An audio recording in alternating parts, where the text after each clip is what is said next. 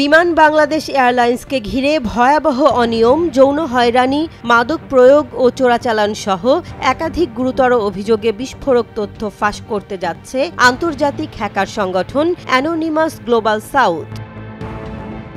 প্রায় 52 minute 30 second দৈর্ঘ্যের একটি ভিডিও প্রকাশের ঘোষণা দিয়েছে হ্যাকার সংগঠনটি, যেখানে তুলে ধরা হয়েছে বিমান বাংলাদেশ এয়ারলাইন্সের ভেতরে চলমান অবর্ণনীয় নির্যাতনের ভয়াবহ চিত্র।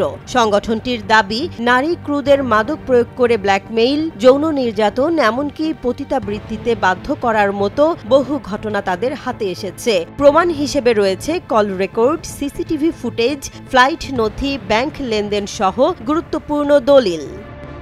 ভিডিওটি ইতোমধ্যেই সাংবাদিক জুলকারনাইন সায়ের সহ নির্ভরযোগ্য কয়েকটি সূত্রে পৌঁছেছে এবং প্রাথমিক যাচাইয়ে উল্লেখিত কিছু অভিযোগের সঙ্গে বাস্তব ঘটনার মিলও পাওয়া গেছে। অ্যানোনিমাস গ্লোবাল সাউথ জানিয়েছে, ভিকটিমদের নিরাপত্তার কথা ভেবে ভিডিওর অনেক অংশ রেডাক্ট করা হয়েছে।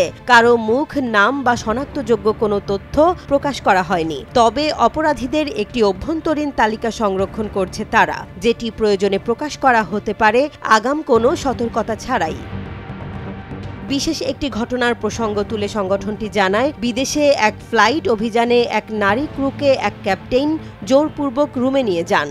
ঘটনাটি প্রকাশ না করার অনুরোধ করেছেন ভিকটিম নিজেই, যাতে তিনি শনাক্ত না হন। এই ভিডিওর প্রেক্ষাপটে বিমান বাংলাদেশ এয়ারলাইন্স হঠাৎ করেই কর্মীদের হোয়াটসঅ্যাপ ব্যবহারে নিষেধাজ্ঞা জারি করেছে। যদিও বিমান কর্তৃপক্ষ বলছে এটি সাইবার নিরাপত্তার অংশ, কিন্তু সংশ্লিষ্টরা বলছেন এটি আসন্ন ভিডিও ফাঁস ঠেকানোর অপচেষ্টা।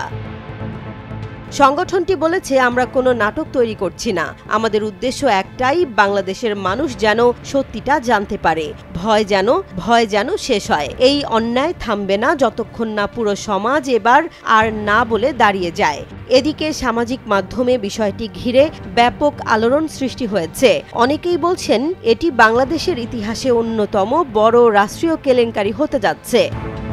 এ ব্যাপারে জানতে বিমান বাংলাদেশ এয়ারলাইন্সের ব্যবস্থাপনা পরিচালক ও প্রধান নির্বাহী কর্মকর্তা ডক্টর মোহাম্মদ শাফিকুর রহমানকে একাধিকবার ফোন করেও পাওয়া যায়নি। অ্যানোনিমাস গ্লোবাল সাউথ জানিয়েছে, ভিডিওটি যে কোনো মুহূর্তে প্রকাশ পেতে পারে। নতুন করে বিমান বাংলাদেশে নিয়োগপ্রাপ্ত 50 জন নারী ক্রুর নিরাপত্তা নিয়েও তারা উদ্বেগ প্রকাশ করেছে।